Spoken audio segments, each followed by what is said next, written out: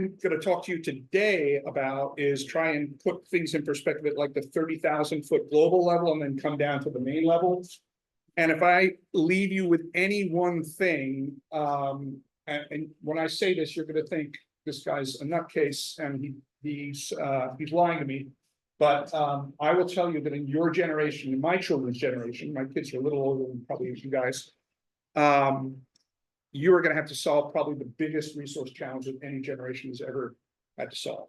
And it's going to be an extremely difficult one, and it's going to require some really innovative and entrepreneurial people to do it, because if we don't solve it, we will probably have many more wars and a lot more starving people.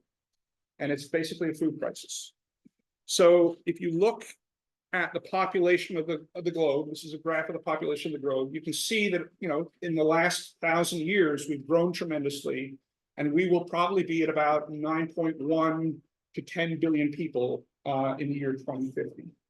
That means we are going to have to double the amount of food that we grow on the face of the earth. And that is just status quo. So that means that even though we have 8 billion people now, we've got a billion people who are in a food compromised position.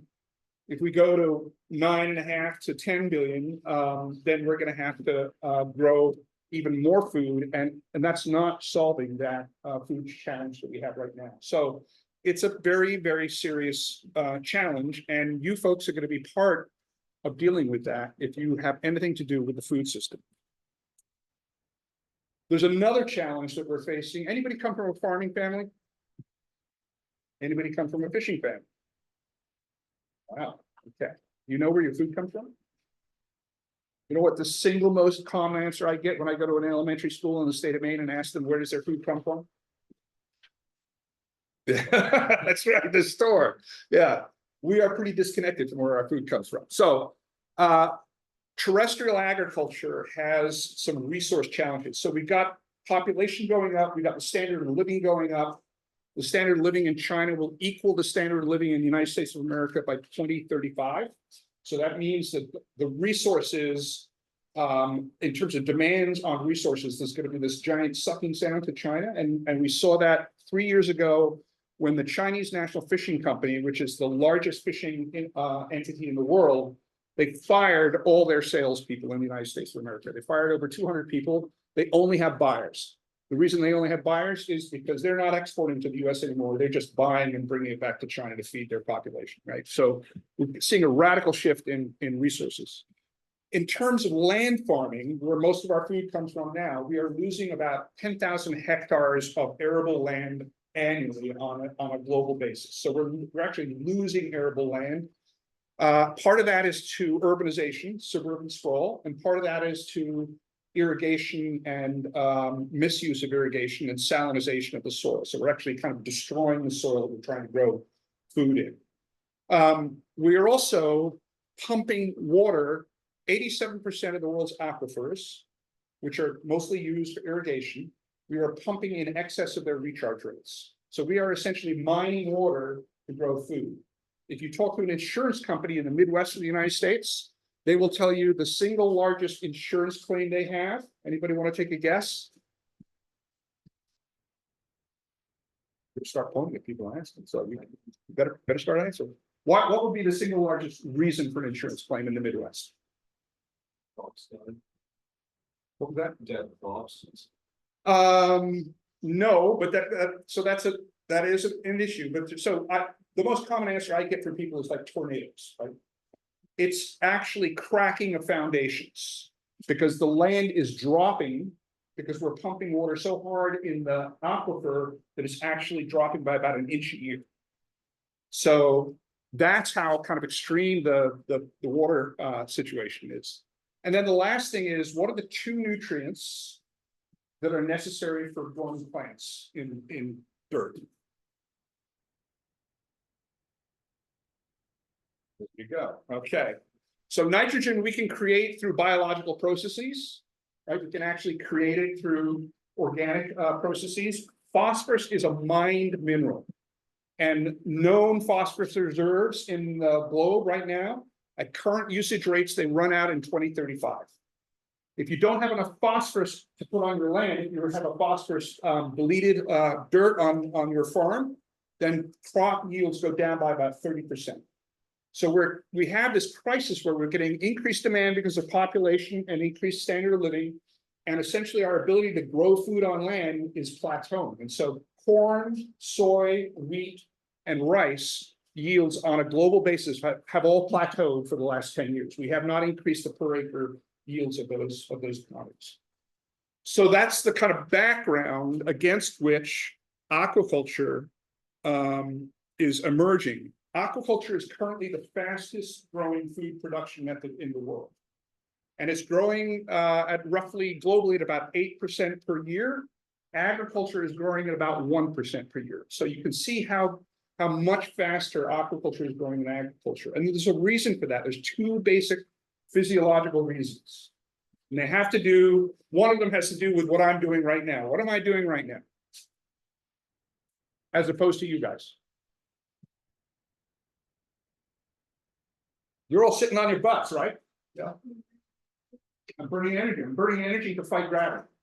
And so roughly 10% of the calories that you consume every day goes to fighting gravity.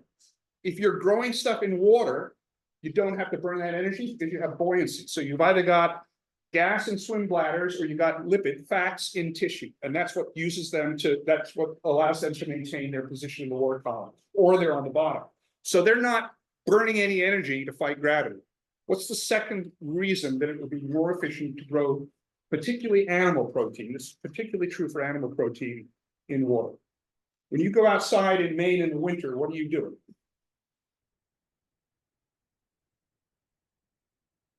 You are shivering, and why are you shivering? And so shivering is a response to being cold, right? Shivering is basically your body trying to regulate its body temperature back up. We are what are called endothermic animals. That is, that we keep our body temperature either warmer or colder than the environment. In the case of aquatic animals and plants, they are the same temperature as the water they're in. So they don't burn any calories to cool or heat themselves. There are a few exceptions. Bluefin tuna would be an exception to that. Probably mako sharks and a couple of other sharks. But most aquatic animals and plants are the same temperature as the environment they're in, and so they're not burning any energy. And those two things, the fact that they don't have to fight gravity and the fact that they don't have to generate heat or cool themselves, mean that it is roughly 20% more efficient to grow animal protein in water than it is on land. And that's reflected in the kinds of things that we look at here. So on the left-hand side, the top number is the amount of feed it takes to grow 1 kilogram of beef cattle. And the number below that is the gallons of fresh water it takes to grow 1 kilogram of beef cattle. The top number is called a conversion ratio, right? It's 8 pounds of feed to 1 pound of cattle. And you can see that compared to, say, Atlantic salmon, which is about a one-to-one ratio, cattle are much less efficient than fish are. And so that's where you begin to see these efficiencies reflecting themselves out. It turns out, particularly with Atlantic salmon, that growing Atlantic salmon is an incredibly efficient way to produce food, not just because of the conversion ratios and the amount of water you use, but also because of the yields. A lot of people don't realize this. If you take an animal to harvest to the butcher, what you get back is called the yield, right? What's the edible yield on that animal? And if you compare Atlantic salmon to pigs, chicken, or lamb, you can see that Atlantic salmon are much, much more efficient. You get much more meat out of a salmon from the body of the salmon than you would out of a cow. Same with energy retention and protein retention. So it turns out that fish are highly efficient at converting to very nutritious food. And that's why the consumption of seafood on a global basis is going up every year. The per capita consumption is increasing every year. There are places in the world where seafood is roughly 80% of all the protein they consume. So in places in Africa, for example, where they rely on commercial fishing or wild fisheries, it's fish that provide the protein for those communities. There's very little other sources of protein. This is another example of efficiencies between terrestrial production and water production. Seaweed, this is just looking at the use of fresh water. What's the most consumed grain on the face of the world? Rice. It just happens to be the worst thing you could possibly grow from a water use point of view. The reason for that is you grow it in very shallow, dark colored ponds in very warm areas. And so the evaporation rate is very high. So you have to keep flooding the paddies. So it's a very high use of water per kilo of yielded product. Seaweed, on the other hand, which is a big and growing crop in Maine right now, the only time we would ever use freshwater seaweed is in the hatchery. If we had either a bacterial contamination or some form of a parasite in the hatchery, we would use a freshwater bath, and that would wash that out of the hatchery, or it would be a way to counter that infection. So seaweed uses virtually no fresh water, no fertilizer is required for seaweed as well, and it's roughly 10% more efficient in terms of converting solar energy. Okay, so at a national level, we talked about it at an international level. At a national level, seafood is a very unusual food in the marketplace. We import roughly 85% of the seafood we consume in this country is imported. We don't grow it here in this country. And of those imports, roughly 56 to 59%, sorry, that's wrong. 59% of all seafood consumed in the US is foreign, but of the imports, 57% are foreign in other countries. What that means is that we're already consuming mostly aquaculture seafood, but we're consuming it from farms in other countries. And for us as American farmers, that presents a problem. Number one, we have to compete against those imports, and those countries don't have the kinds of environmental regulations or labor laws that we have here in this country. The second thing is that a lot of times you get stuff coming in from other countries that has contaminants in it, and then you read about it on the front page of the New York Times, and everybody doesn't want to eat any more seafood. So it's kind of a double-edged sword for us. The other thing is, and this number is a little out of date, anybody know what a trade deficit is? What's a trade deficit? Yeah, so it is a difference in the value, right? And so seafood imports contribute now. It's now over $20 billion a year to our trade deficit. It's so high, and the risk of contaminants on imports is so high that for the first time in our national security threat assessment 2 years ago, seafood was identified as a national security threat. And it was identified because of this impact on the economy, but also because there's so little inspection on imported seafood, it's very easy for bioterrorists to occur. It's very easy for somebody to put it in the seafood and try and contaminate it. So the net effect of that is we went to Congress and lobbied for more inspection money for FDA, so they're upping their inspections, but that's not the solution. The solution is to grow more of it here instead of importing. We are the third largest seafood market in the world, and we are ranked 18th now in terms of our aquaculture production. So this is what it looks like in the marketplace. That's the percentage of domestically consumed products, proteins, that we source from domestic farms. And so you see, we grow most of our beef, chicken, pork, and turkey right here in America. But when it comes to seafood, we grow roughly, and this includes wild catch, by the way, this isn't just aquaculture. Roughly 10% of the US market is supplied by what we produce here in this country. And if you look at aquaculture, it's less than 5%. So it's a very small amount that we're growing domestically here. For me as a farmer representative, I look at that and say, that's an opportunity, right? We can grow more stuff here. We've got to find a way to do that. And that will help solve the trade deficit. It will help solve the security threat. It will also employ people in coastal towns and give young people a career to go into. So globally, as I said earlier, the average growth rate globally has been around 8% per year annually, and in the United States, we've averaged around 1%. So we're way behind in terms of the US. The irony is, all that yellow outlined in red is what's called our exclusive economic zone. Anybody familiar with that term? Or it's basically the 200-mile limit. We have more area in our EEZ than we do landmass in the country. I'm going to say that again. We have more area in the EEZ than we do landmass in the country. It's kind of a wild statistics.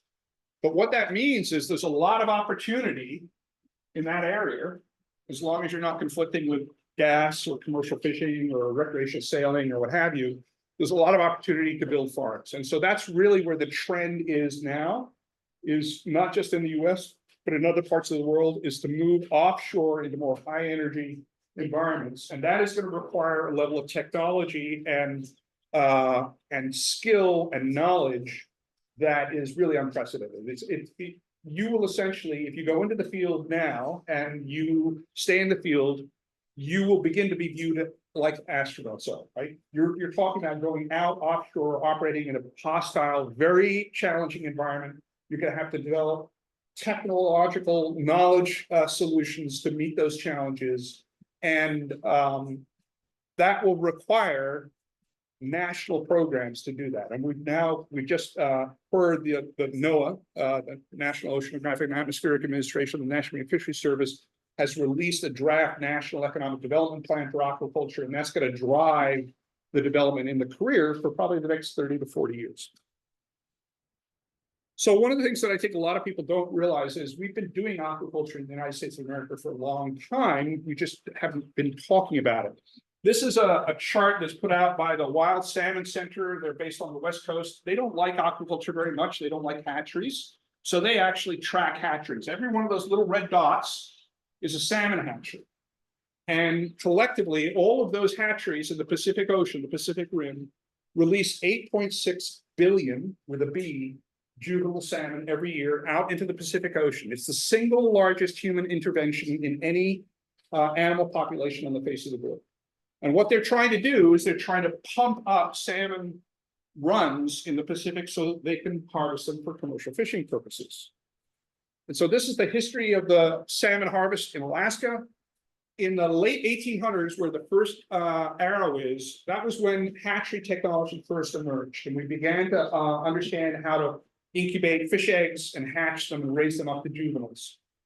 At that time, all of the Alaskan salmon runs were owned by the canneries. So the hatchery technology was new, canning technology was new, and they owned the actual runs. And so it was the canneries themselves that invested in the hatcheries. As time went on, the ownership of those salmon runs changed, and in the 20s, the ownership was taken away from the canneries, from the private canneries, and given back to the public. So it was a public resource that was being managed by public agencies. When that happened, the canneries stopped investing in hatcheries. They said, okay, if you don't own it, then we're not going to invest anything in it. And so you began to see this decline in salmon returns because they weren't supplementing the natural production in the ecosystem. When that happened around just right after World War II, the hatchery technology really had fallen in disrepair. They were old, they were outdated, they weren't in very good shape. So their production went way down. And you saw this essentially collapse in the salmon fishery down to very low levels. In 1968, the fishing community in Alaska went to the Alaskan legislature and said, we have a crisis, we need your help. We want to rebuild the hatchery system. So the Alaskan legislature gave them $100 million, and they formed 7 regional aquaculture associations. And if you ever want to go get a start in aquaculture, they're always hiring for summer positions up in Alaska. They're a really great place to go work. The regional aquaculture associations, which are owned by the commercial fishing community. There's 7 of them, and they started to build modern hatcheries. And this is what the result was. We began to see this tremendous increase in the salmon catches in Alaska. These are 2 aerial shots of 2 of the large hatcheries in Alaska. This is Medvici. I worked there for a couple of summers while I was going through school. And the other one is Port William. They are some of the largest hatcheries in the world, and they're some of the most modern technological hatcheries in the world, and they're great places to go get training at the beginning of a career. Okay, so this is kind of a summary of where we are in the US. It's a little bit out of date, but you can see that actually most of our aquaculture production in America is freshwater. Anybody want to take a guess at what species that might be? No, if you were in Africa, it would be tilapia. No, that would be South America probably. It's not the most, but we do have significant alligator farms. No, it's catfish. Catfish is king. And catfish is of the 285,000 metric tons. Catfish is probably a little bit over half of that right now. Then behind that would be some shellfish species. So probably oysters would be behind that in terms of tonnage. And the combined value of 1.5 billion and roughly 3,000 farms. Okay, we've been through this. Oops, I'm going the wrong way.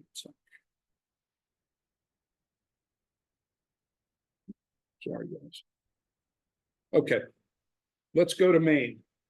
So Maine is unusual. We have probably one of the most diverse aquaculture sectors in the country. If you go to Mississippi, catfish is basically what happens in Mississippi. If you go to Florida, it's tropical ornamental fish for the aquarium trade. There might be a little bit of finfishes on top of that. If you go to Washington State, it's oysters and maybe a little bit of mussels. So most states have one or two species that they concentrate on, but in Maine, we actually grow a surprisingly high number of species.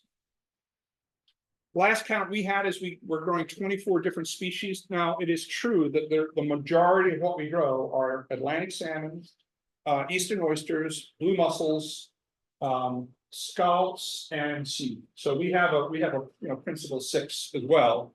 But we have a whole series of other species which are kind of in development mode. And we actually have a marine ornamental farm here in Maine, which you wouldn't, I mean, you would think, well, who would grow marine aquarium ornamentals in Maine? Just outside of Ellsworth, and it's a very successful farm. There are roughly 152 farms in the state, and there are 100 applications pending. So we're going through a growth period. And when new companies come in, when new farms are put in, you hear questions about that, right? There's controversy around new stuff. Growth is hard, new stuff is hard. So you'll read in the papers about people asking questions about, should this farm be located here or shouldn't it be located here? And I'll talk a little bit about that in a moment. We have 2 things that have stimulated the growth in the state of Maine, and they were things that were designed to stimulate growth. One is something called the Limited Purpose Aquaculture License, the LPA. That program has only been around for about 10 years. And basically what it says is you can go into the agency that regulates aquaculture, you can fill out a 1-page application, and they will give you a permit to put 400 square feet of gear in the water. So it's 20 by 20. You can have up to 4 of them as an individual, and you can use that to begin to learn how to farm, to begin to experiment, to see whether the site that you picked is a good site or a bad site. And not every site is good. And you really don't know whether a site is going to be good until you put the animals or plants that you're going to grow on that site. Every site is different. And one of the things we've learned is we can have farms that are 500 feet apart, and they can be radically different in terms of their growing conditions and in terms of how the animals and plants do. So you've got to try and test the site, and LPAs are the way to do it. So that's lowered the barrier to entry for new farmers. And then the second thing is we've been running training academies here in Maine for 22 years. And we've put over 350 people through those training academies, and they're free.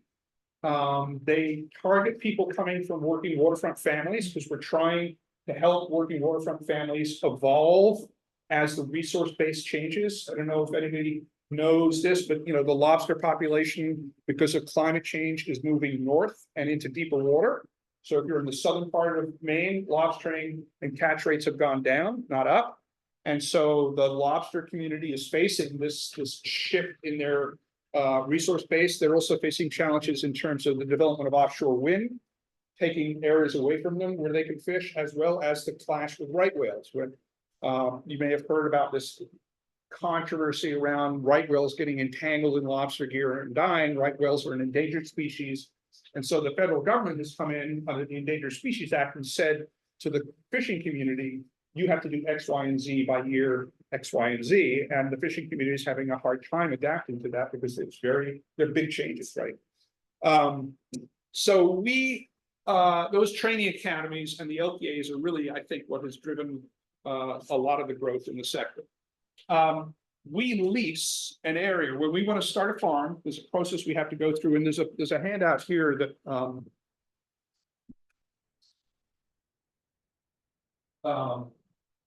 on the back of this handout, it shows the process that you have to go through to get a lease. And then on the front, it talks about the 3 different types of leases, and then there's just some statistics about aquaculture in Maine. The point being that we have to come to the citizens of the state of Maine, apply for an area to build a farm, and then there's a very rigorous process that you have to go through, including public hearings and environmental assessments, in order to be able to be granted the lease. We pay an annual rent, so we lease from you, the citizens of the state of Maine, this area, and then we pay an annual rate, an acreage rent on that area. And we lease roughly 1,750 acres. So that is, anybody been to Rockland, Maine? You know the breakwater in Rockland, Maine? You can fit all the aquaculture farms in the state of Maine inside that breakwater. So that's about the amount of space that we occupy. So it's equivalent to about 3 potato farms in Aroostook County. The average size of a potato farm in Aroostook County is 500 acres. So it's about 3 farms. We generate about $80 to $100 million in farm gate value. That's what the farmer gets paid at the gate. There's no multiplier in there. And we employ between 650 and 700 people directly on the farms.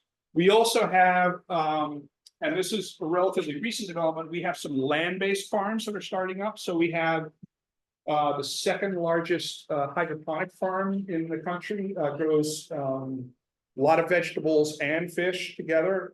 That's down in Lisbon Falls. We have the only eel farm in North America, run by Sarah Redemacher. That's in Waldoboro. And then we have a bunch of salmon hatcheries that are land-based. And RAS stands for Recirculating Aquaculture Systems. So you're basically recirculating the water and using it as efficiently as you can before you do anything with it after the farm. So this has been what our growth rate has been in the state of Maine compared to the national growth rate, compared to the global growth rate. So we're not growing at the same rate that our competitors are internationally, but we are growing faster than the national average.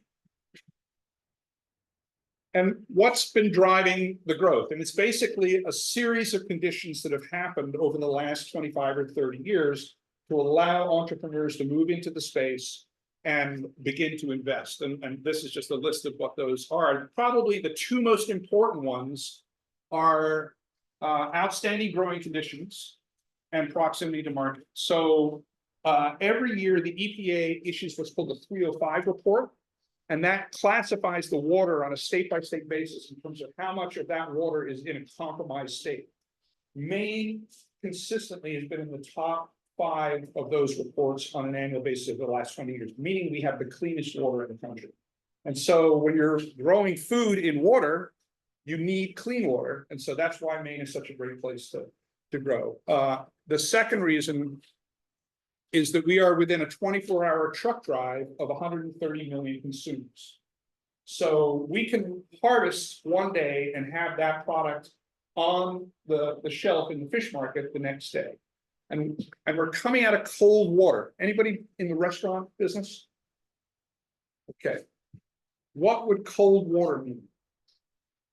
Why would it mean anything into a restaurant owner or a chef? Yeah, so our shelf life on our products is roughly a week longer than our competitors because we're coming out of cold water to start with. We're coming out of cold water and we can get the product to market very quickly.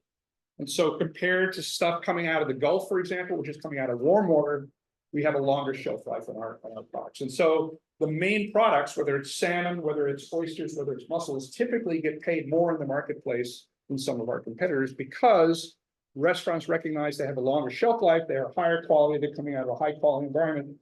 Why would shelf life matter to a restaurant?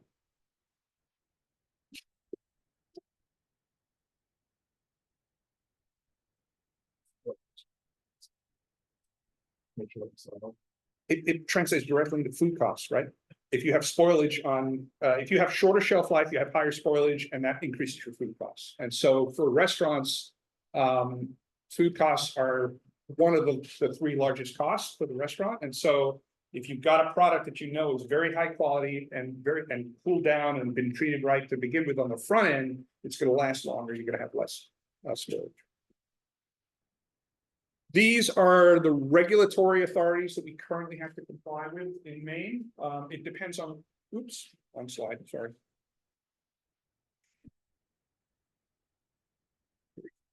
Yeah.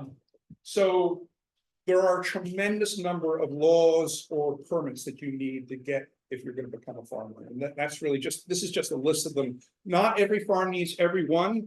But for example, if you're a finfish farm, you probably have to comply with almost everything that's on that slide. So it's a very complicated, long permitting process. These are our state programs. So we have a whole series of programs. They reside in the Department of Marine Resources or in the Department of Environmental Protection or maybe the Department of Agriculture. Those are the three departments that we are regulated by. And there's all these different programs, and I won't go through them all. The one thing I will say is the fish health program that we have here in Maine and the leasing program that we have here in Maine are viewed as the gold standards in the field. So people come from all over the world and from other states to look at how we run those programs or how the state runs those programs, and then they take them back to their jurisdictions and try and emulate them. So we have, over the years, we've had delegations from Scotland, Japan, Nova Scotia, New Brunswick, the Gulf states all around the Gulf of Mexico, who come to Maine to look at how we regulate fish health in the leasing program and then take that back to their jurisdictions and try and recreate it in those jurisdictions. So this is where I'm going to end. This is the single biggest challenge that we have as farmers. And it boils down to the fact that Maine is changing. And COVID has accelerated that dramatically.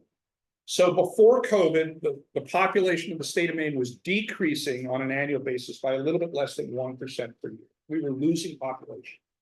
Post-COVID, we've been gaining population, and almost all of that gain has been along the coast. And so I say this, and it sounds like a horrible thing to say, but Maine, from a real estate point of view, is a cheap date, right? Compared to Connecticut, Washington, D.C., New York, you can still come to Maine and buy a piece of coastal property, and it's to you and I, it will be very expensive, but to people coming from other states, it's cheap compared to where they're coming from. And so what you've seen this tremendous influx of people coming in, particularly to coastal communities. Those people have a different set of values around the ocean than perhaps we would as working waterfront people. They don't view the ocean as a way to make a living. They view the ocean as someplace to look at or to recreate around. So there's this value kind of cultural clash which is going on along the coast. And aquaculture is right at the point of that sphere because we have to go through a very public process to apply for those leases. And so there's a public process and a public discussion around whether or not that lease should be granted or not. And what you've seen, this is a study done by the State Planning Office in the year 2000.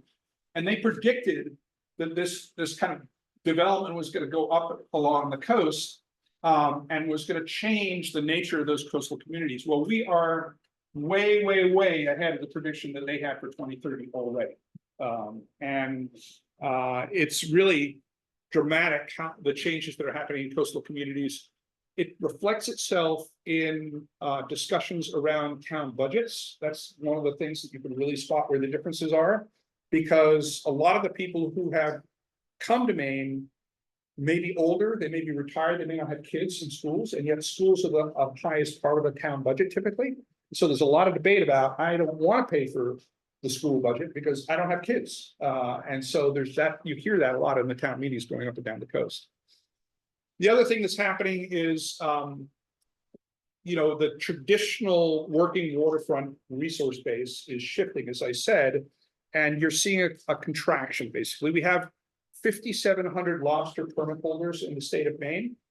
And every zone, the coast of Maine is divided up into zones with a certain number of fishermen in them. And every zone has what's called an entry-exit ratio, which means that for any number of people that want to get into the fishery, so many people have to come out of the fishery. If you do the math on the entry-exit ratio, we're going to be down to below 2,000 lobster permit holders in 20 years. So the coast of Maine is going to change quite dramatically. And that's really where aquaculture is coming in. We are becoming the new face of the working waterfront in the state. This is the state seal, the state flag, and there are two gentlemen on that flag. Who are they? What are they? Somebody said it.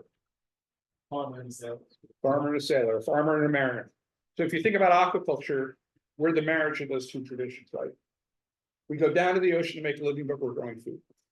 And so that's why aquaculture is such a good fit for Maine and the historical working waterfronts that we have. That's why you see a lot of young people in fishing families beginning to embrace aquaculture as a way to make a living because they can't get a fishing permit. Or maybe they're looking at the way the resource is moving and thinking, I should hedge my bets. I'm not going to put all my eggs in one basket, commercial fishing. I'm going to do both. So we have a lot of folks who are doing an oyster farm or a kelp farm on the side, but they're still fishing. Or maybe their kids are doing an oyster farm and they're still fishing. So it's kind of part of the way that Maine society and Maine coastal communities and Maine traditional working waterfronts are reacting to change and adapting to change. So I'm going to stop there. I'm glad to answer any questions, and thank you very much for not looking at your phones or falling asleep.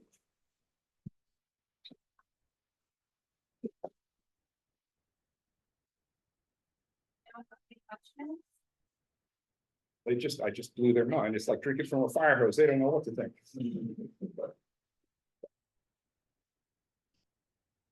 Who comes? Are you all from Maine? No, where are you from? California. Christian will did we have a Californian in the apprenticeship program last year, right? Last year and okay, yeah. So we got people coming from California to go through this apprenticeship program. What other states? Somebody else should. Oklahoma. Whoa, dirt state, right? Dirt state. Some of the best aquacultures that we have in the state come from farming families, and it's because it makes sense, right? They understand production cycles. They understand intercropping, all sorts of things like that. It's not the transition from fishing, which is a hunting tradition, to farming is not always as seamless as you would think it was, but from farming to farming, it's probably a lot more cutting natural. Any other questions? No. Okay. We're good. You're good. Thank you so much. Oh, you're welcome. Was that information new, like completely new to you all? Were you familiar with some of it, maybe not all of it? Was anybody like, I know everything that Sebastian said? No controversial questions. Nobody has any bad stuff about aquaculture. What do you hear that's bad stuff?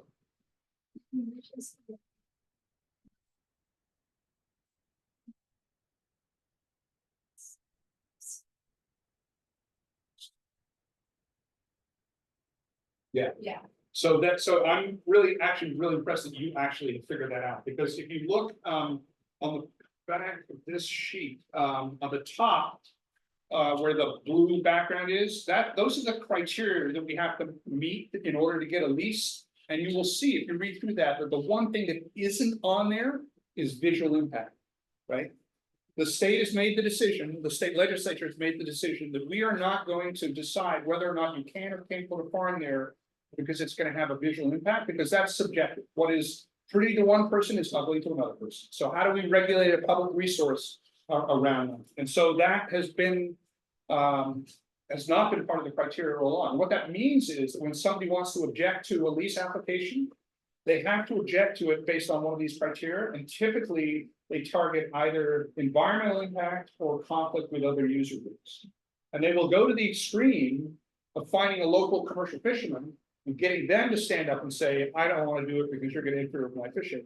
Meanwhile, the lawyer from New York who just bought the house on down the road is in the back of the room, and he knows he's smart enough that he can't. If he gets up and says, I don't want to look at it, that doesn't count.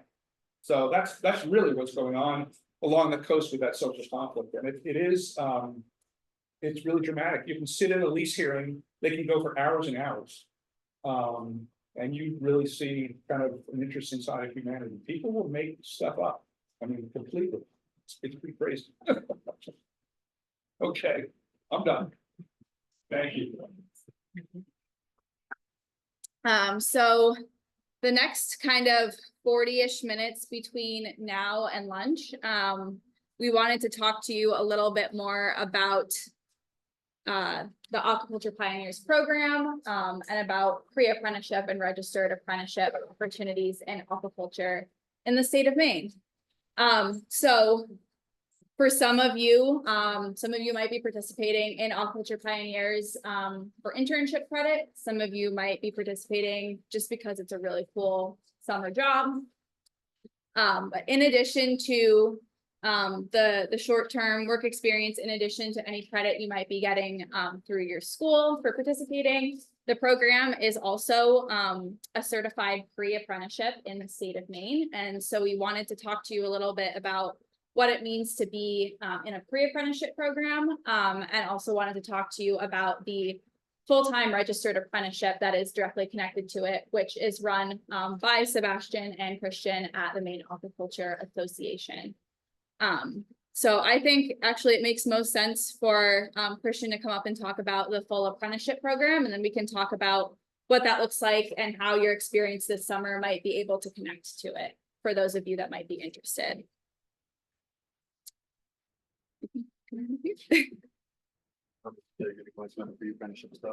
Huh? Sorry, I switched it up on you. Good. I'll pull up your slides if you want to just go ahead and introduce yourself. Yeah, without my slides, I'm gonna drop across.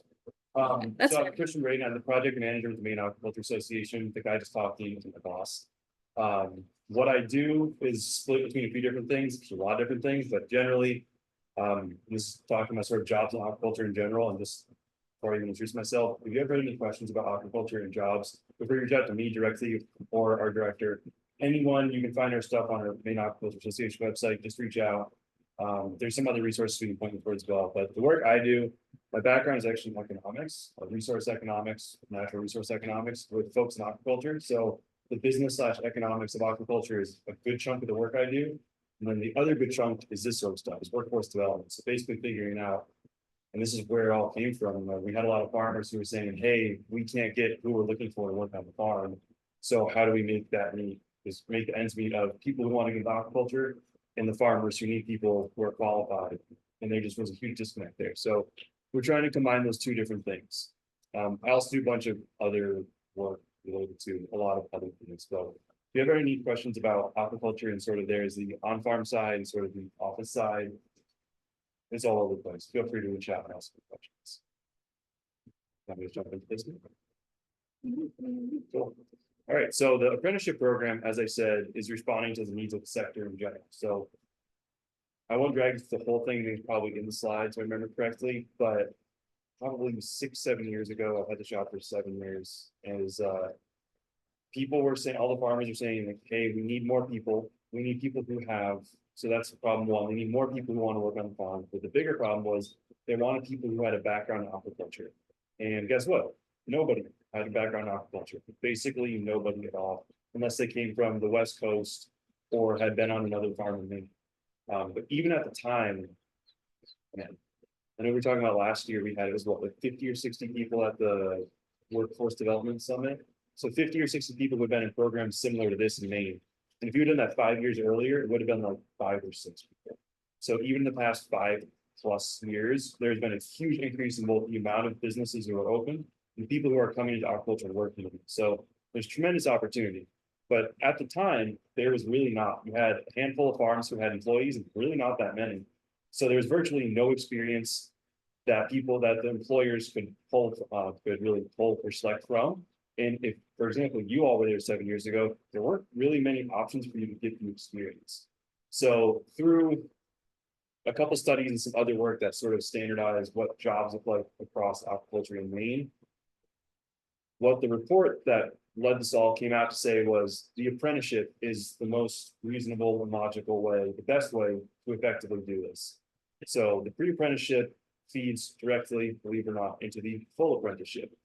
So what really is an apprenticeship? And you know, this is sometimes when you're doing work, you kind of get projects handed to you and you don't know yourself. I really didn't know much about apprenticeship when I first started this. This is what I had in mind. Some sort of sagacious older person who's teaching some sort of skill or trade to somebody else. And fun fact, I just definitely Googled image search for apprenticeship and this came up and this man looked perfect. And this is actually in Maine. I had no idea, but this is actually an apprenticeship for blacksmith Maine. It was totally coincidental, but I'm going to put in all presentations from now on. So, apprenticeship is really training a new generation with both on-the-job training, so through working, but then also doing it with some sort of accompanying study. So whether that's through a formal college or community college or whatever it may be, you have training on the job, hands-on work, and then you also have other classroom or whatever related activity. So how did we end up with aquaculture here? It looks different, although honestly, sometimes looks pretty similar to that, especially if people are building gear. So don't think that might be out of the picture for you. Probably not blacksmithing, but something that looks similar. It's definitely possible. So why an apprenticeship with aquaculture? As I said, there's really that huge gap in the experience that were needed by the farmers and the people who have them. So the apprenticeship itself, this is just a really high level overview of it. I know that's stuff you cannot read, don't worry about it. It's on our website if you want further details, but don't worry about that now. The bigger takeaways are, we just started it last year. So as far as we know, it's first in the country, there may be one other one technically that beat us there, we're learning now. We had 6 apprentices last year from across the country. This year we have 10, hopefully adding 11th here soon. And as Sebastian mentioned too, this is people coming from all different backgrounds. So people are coming straight out of high school. Some people are coming after doing a bunch of work after getting their master's. Some are coming from a mile down the road in Maine. Some are moving from Alaska and California. It's really all over the place. But more importantly, in this case, how did we get there? And this is sort of to give some background on why these things matter. So as I mentioned, first we did a study that said, as we had already could have told everyone, there is a huge gap in workforce development and workforce training for aquaculture. So what do we do to get there? The first thing was to create occupational standards. And I bring this up because they actually are probably pretty relevant for you all. What these occupational standards do is standardized training statewide. They really are looking to align what's being taught and trained with the skills needed by the owners. So we worked with all the different, that's probably 30 something farms across the state to develop these. And essentially what they do is show you in the different types of aquaculture, the different jobs that there are. So what's expected for you to do and what's expected for sort of knowledge for you to have, things like that. So it helps to learn technical skills and the knowledge. And as I said, it aligns training with the sector. It's really meant to grow the future of the workforce, and especially for people like you who are, I assume, looking at probably longer term things in aquaculture too. One of the really big issues that was identified was, sorry, no, it's not actually on the slide, the need for middle management. So as I said, we've seen more and more farms start, and those farms are all growing. Something like 80-something% of farms that I've talked with have said they plan on expanding in the next couple of years. So what you see now is not just people needing to come in and flip cages on an oyster farm, but you need someone who has experience flipping cages on an oyster farm, has a bit of business background, maybe, has a bit of sales experience from the farm, and they can run that farm as a manager. So a lot of these programs are helping people gain a lot of different skills that's not just necessarily hands-on. So that's where that hands-on and sort of classroom learning becomes really important, because it's helping you shape what you want your future to look like if you want to stay in aquaculture, whatever it is you want to do. So that middle management, again, where people who are helping to run farms under the owners can be really helpful. I mentioned it because we have it for these 3 different sectors. So for RAS, Sebastian mentioned the recirculating aquaculture systems. We also have it for marine grow out, for both finfish and shellfish, and we have it for the hatcheries. And the other thing that's really important about this is quite literally those occupational standards were copy and pasted on the Department of Labor paperwork, and those became the apprenticeship. So it's relevant for all the coursework related to pre-apprenticeships and apprenticeships and really all workforce development training on aquaculture in the state. I also recommend checking them out because you can just scroll through them pretty quickly. And you can see okay, if I wanted to work in RIS in the future, what might my job expectations be? What might I be doing? What might I want to know to be better prepared to try to get that job? And the same is true for the different marine grow out or the hatchery as well. So there's 4 total there. Another interesting thing, this is all on our website. You just Google it, it'll come up. Another interesting thing too, is there's a shellfish career pathways map. So it shows, okay, if I come in, let's say on a mussel farm as a farmhand, what is the best way for me to get to manager? Or what's the best way for me to work to a different direction within that farm or a different farm? It really just gives you a lot of different options and sort of visually shows how you can do it. So as I mentioned, I won't drag you through this whole process. This is how we ended up with the standards, a bunch of interviews, literature review, but I'll just skip past that. So becoming an apprenticeship, as I mentioned, all we really did, and this is why, again, they're relevant and something I recommend checking out, is these occupational standards, which show, again, expected duties, the knowledge. Also, one thing I do want to highlight is the essential employment skills. It was 32 different farms I talked through this project, and every farm I've ever talked to at any point, time of day does not matter. Every single farm has said essential employment skills is their most important thing. And all it is just like show up on time, don't show up drunk or hungover, and show up every day on time and not drunk or hungover. Those are basically the principles. And if you can abide by those, you're off to a really, really good start. A lot of people just had a lot of issues, especially for seasonal work. You know, it's hard to get people, and just having people who are consistently showing up has been always the biggest issue. Even if you know you can't make it, call ahead, something like that. So those are listed in there too. I recommend reading through them. I think there's like 10 of them, just so you have an idea. They're incredibly obvious and just like how to be a decent human being, not even like good, just decent. But I definitely recommend just looking at those so you have an idea of what to do with that. And then I'll just move over to the schedule of work, which is what drives the apprenticeship. So the apprenticeship, as I mentioned, first in the nation. We have 16 apprentices right now on 9 different farms. They're focused on shellfish and seaweed. So oyster farms of various sizes, 2 mussel farms right now, and a few of those farms are doing seaweed as well. As I said too, it's come from people all across the country. Some of them have been commercial fishing for years. Some people have no background at all. It's up to the farmers or the employers who they want to hire. So we just facilitate the process. This is developed by ourselves. We basically are the paperwork people on this right now, but also with the Gulf Maine Research Institute and Educate Maine, along with SMCC. There is also another apprenticeship through Kingfish right now for RIS, for the recirculating system for yellowtail. And I think Andy Langston is saying there's a new one, right, as well. I think there might be a new 1 or 2 added as well in the state in something, I don't know, land-based. I'm not sure exactly what it was. She mentioned it on the call yesterday, and I can't remember the details. It was news to me, so I don't have details. No, sorry. But one thing that was cool too, the first year we had like 20 applicants for this, and this year we had 65, I think. So really, we're trying to expand the program as much as we can because there's tons of interest across the board. So the apprenticeship itself is 1 year of 2,000 on the job hours. So that's really, you're on the job. That's it.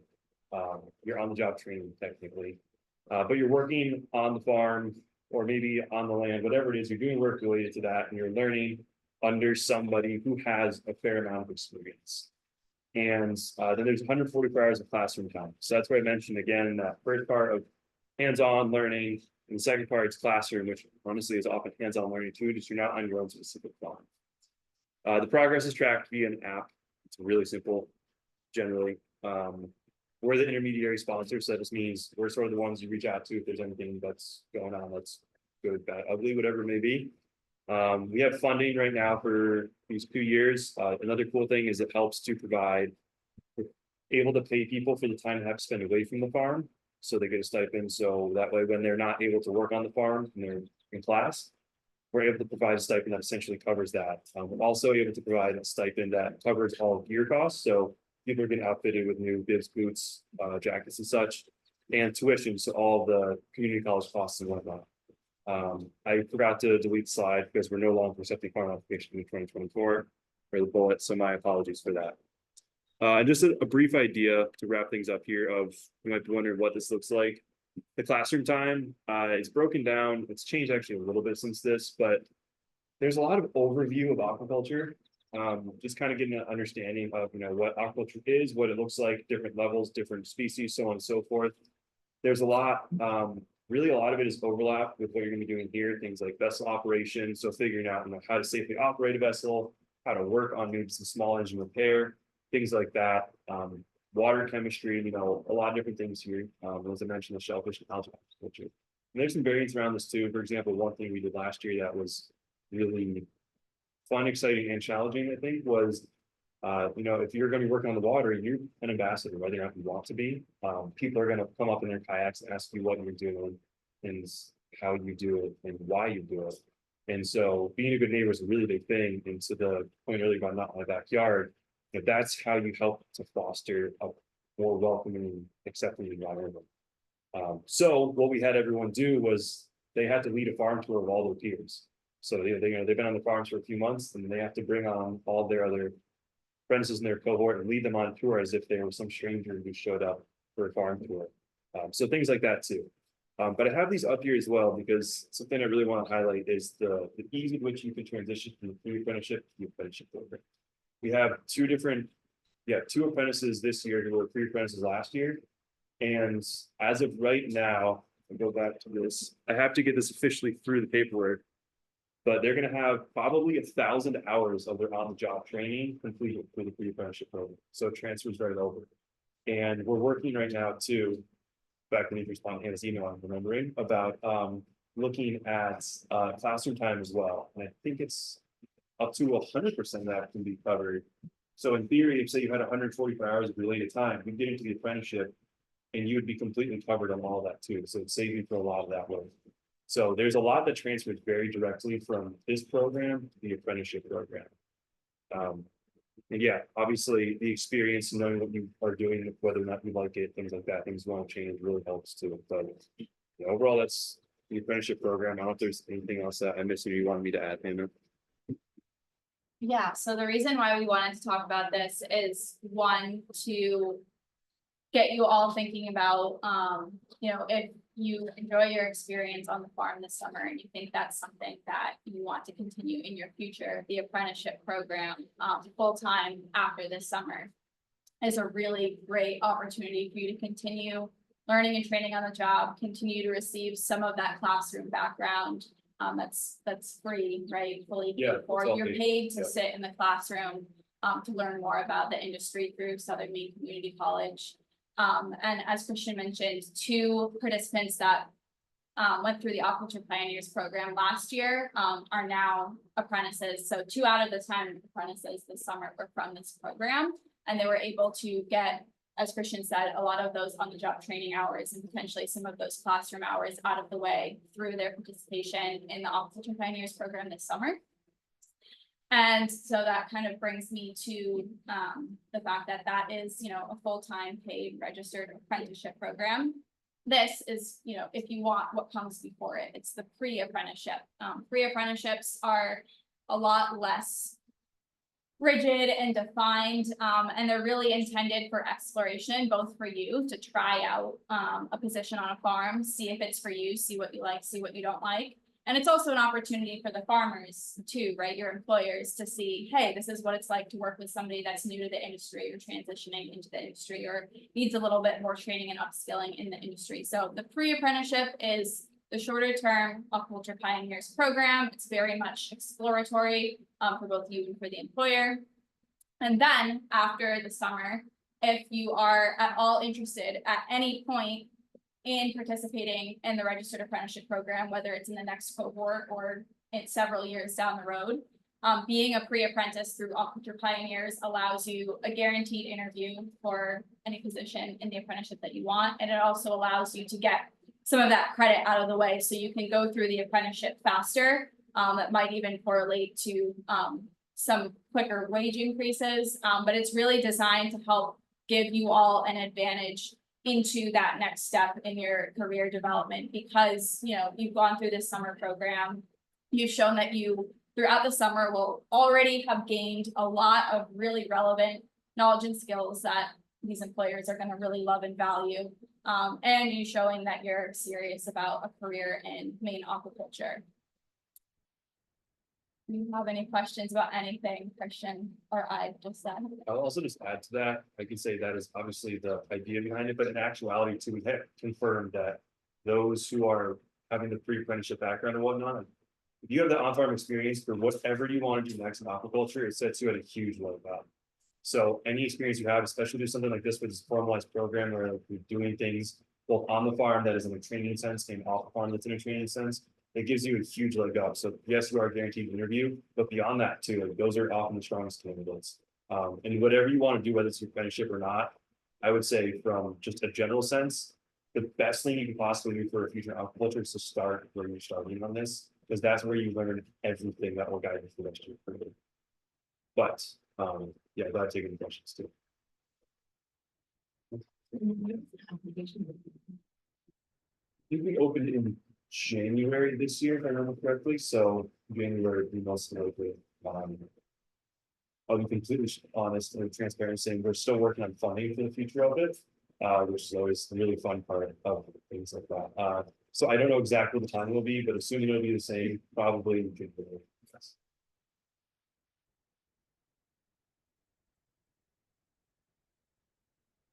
You're actually gonna meet, tomorrow, we're gonna have some guests.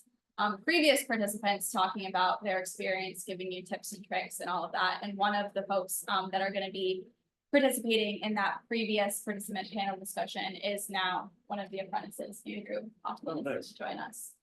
So you'll get to meet him and ask him questions both about, his experience in the pre-apprenticeship, and his experience so far, even though he's just started in the apprenticeship as well. And again, like I said, being a pre-apprentice doesn't mean that, you know, the apprenticeship is the definite next step for you. It's something where even if you're like, I think I might be interested, but I'm not sure, or like maybe not next year, but maybe in the future, being a pre-apprentice allows you that credit and that inroad in those opportunities, whenever in life you want to decide to pursue an apprenticeship or not. It's not a guarantee that you have to go into apprenticeship, but it makes it a whole lot easier if that is something that you're interested in.